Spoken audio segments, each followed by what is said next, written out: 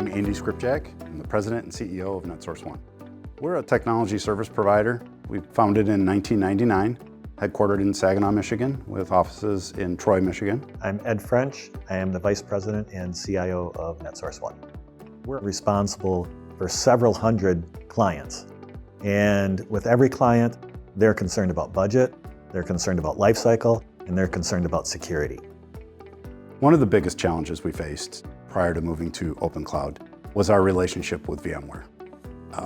Not that long ago, Broadcom acquired VMware, and the changes that they have implemented have been very disruptive to not only our business, but I think anybody in our industry. It started with pricing issues. You couldn't get quotes. Nobody knew the rules. The rules were changing on a weekly basis. It's been a nightmare. Broadcom VMware has been a behemoth in the industry forever, and there's a lot of fear about moving away. A lot of people think that the only solution then is, oh, I'm going to go to Microsoft Azure.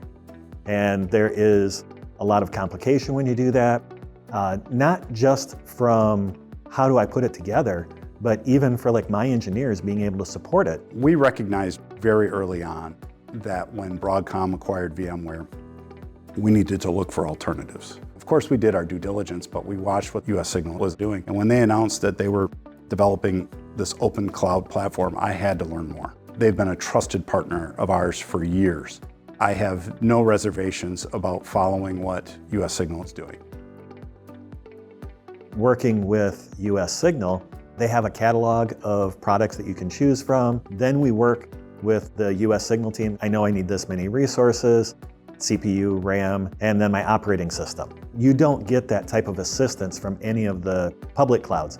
You only get that from working with someone like US Signal.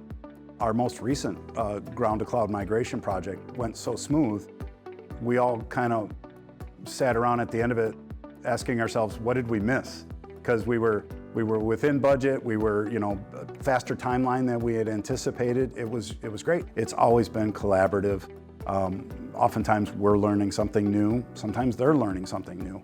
And it's great to kind of partner up. There's just so many times you would get disconnected from the servers. If you were working on a server for an hour, it would just unauthenticate you. And then you have to log back in and re-authenticate. Now that we're in the open cloud, there's actually excitement from my engineers.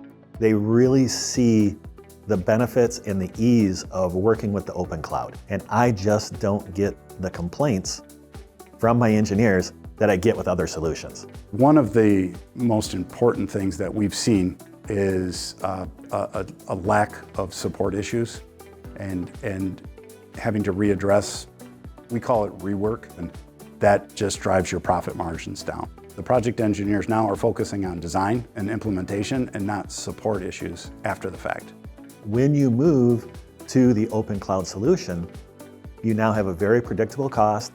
You don't have egress charges. You just have that one flat rate that you're paying. So it's very predictable and easy to work with. You don't have to worry about every 5 years, I'm replacing the servers. I don't have to worry about a problem with my UPS or power or air conditioning. Plus, it provides a very secure solution for them. Many people that haven't worked with US Signal may not be aware that they complete SOC 2 Type 2 audit.